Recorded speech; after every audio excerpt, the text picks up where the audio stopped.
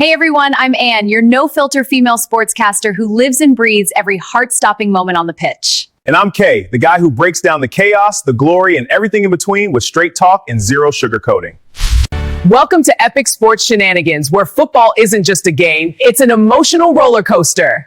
But today we're stepping away from the usual fun and games. This one hits different. This one is about racism.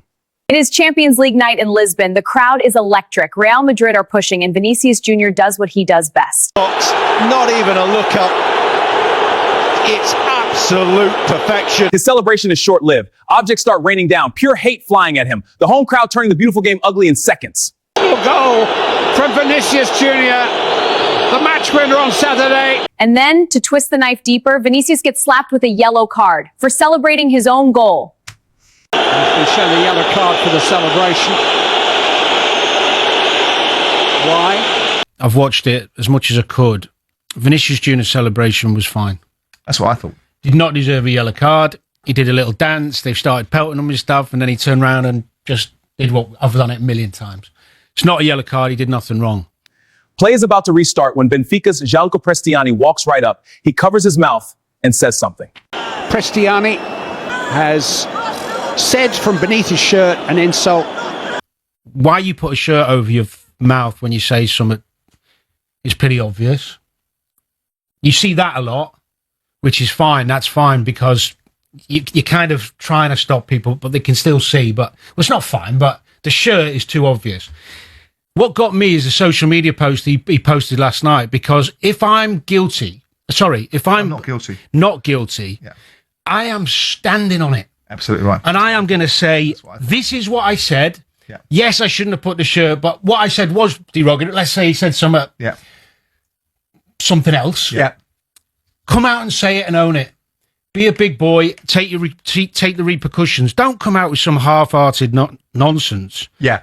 That doesn't vindicate you. Right. Why would you do that? So when and the other thing, let me just finish, Dan. Jim. The other Go thing on. I saw, Mbappe confronted him after he found out and was berating him. He didn't defend himself.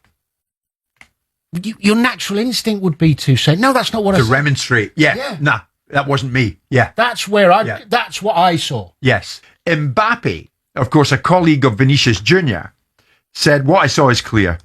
Number 25 said 5 times to Vini that you are a monkey. Prestiani immediately denies everything. This was his response. And this is Prestiani's response.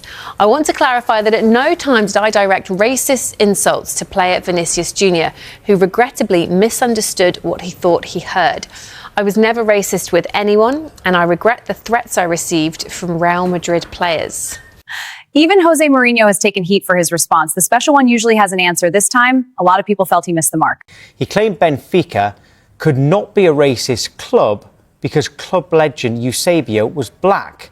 Mourinho, who was sent off later in the game for a separate incident, questioned Vinícius Júnior's celebration and insisted Prestiani was, quote, a great lad. Y he querido ser más equilibrado y más independiente que Álvaro y Kylian.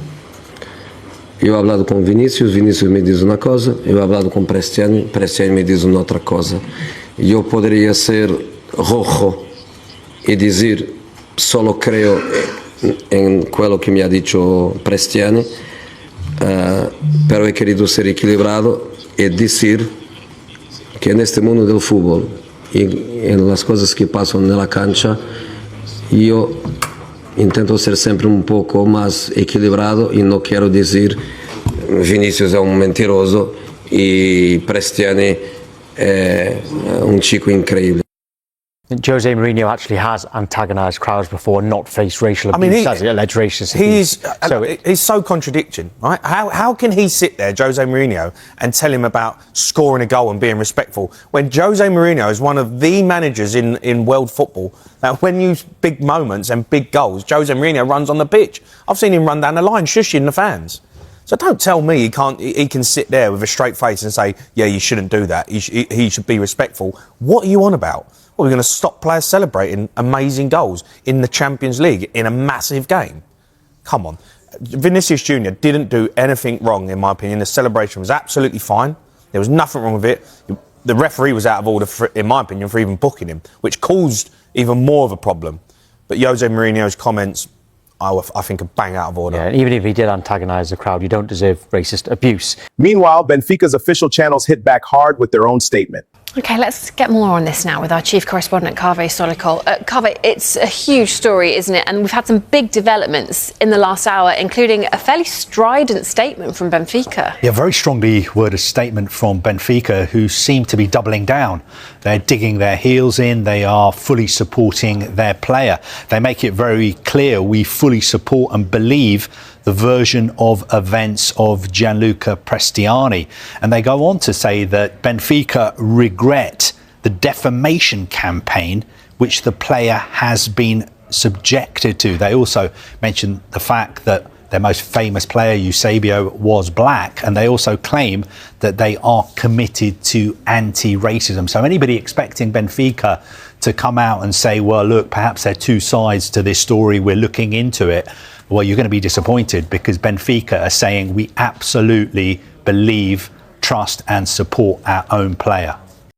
For more on this, Sanjay Bandari, the chair of anti-racism charity Kick It Out, joins us now. Sanjay, thank you so much for your time. I think the word that will stand out from your organisation's statement is gaslighting, a very loaded term. Is that what you see this as, gaslighting? Good afternoon. Thanks for inviting me on. Well, yeah, we said gaslighting because we meant gaslighting. That's the reaction.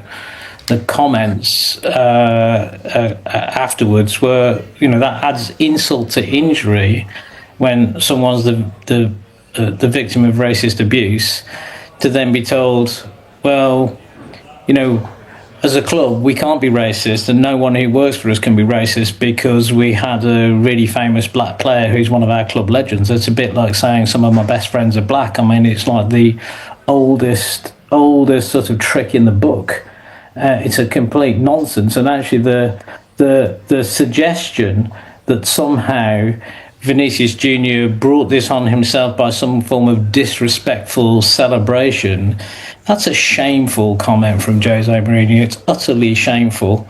It is gaslighting, and it's worse than gaslighting. It's hypocritical, and it is double standards from Jose Mourinho. I mean, who is he to cast judgments on other people behaving in an inappropriate manner and in a with a form of decorum and not being provocative? Because in effect, what he's saying is that the player has a duty not to be provocative. This is Jose Mourinho we're talking about. We're not talking about Mother Teresa here. This is the guy who, what about his knee slide at Old Trafford? Vinícius Júnior just celebrated a goal.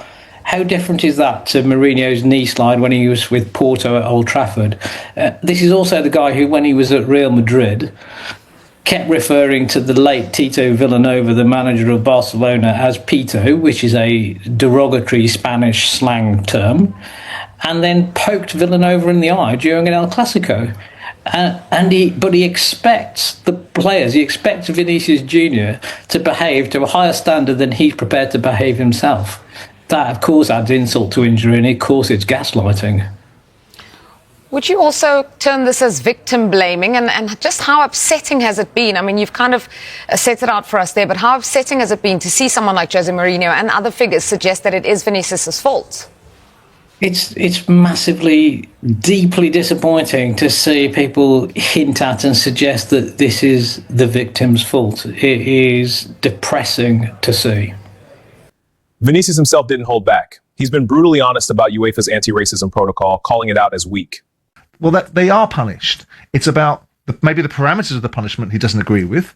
But the fact is that you've got instances in his past with Valencia fans that were consequenced and put in prison for racial abuse. Yeah. You've got players that are banned. So the consequence of racist observations of behaviour is there is a consequence. There's no theoretical about it. The difficulty is when you've got a situation where one person says what someone else has said, another person denies it. You've got Mbappe saying he saw something. Well, he must mean he heard something, because he can't have seen something because the guy's got his shirt over his mouth. Yeah.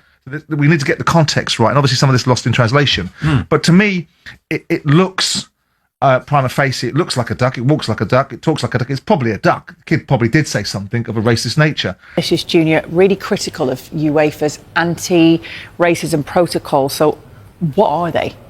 Well, this is what triggered it. This is the referee, Francois Letexier. He made this crossed arm gesture, which is something that was brought in 2024 to trigger the racism, anti-racism protocol from UEFA. It's a 3-step protocol, which ultimately, if you get to the 3rd step, can lead to the referee abandoning the match. But first things first, once he gets a report of a racist incident, either from a player on the pitch or the 4th official makes him aware of something that's gone on in the stand, then he can stop the match. So that's the first step. And then if it's something that's occurred in the crowd, then there'll be a public announcement. The fans will be urged to stop. Clearly, this is a slightly different incident because it occurred on the pitch, the alleged incident. Now, if this resumes after a second restart, then the referee can abandon the game. That's the 3rd step. The 2nd step would be the game being stopped for 5 to 10 minutes and the players taken off the pitch. Yesterday, we had 10 minutes between the goal being scored and play restarting. And this signal from the referee, as I mentioned, it's something that was only been brought in the last year or so. It's a global crossed arms gesture, the no racism gesture, and it's designed to empower players,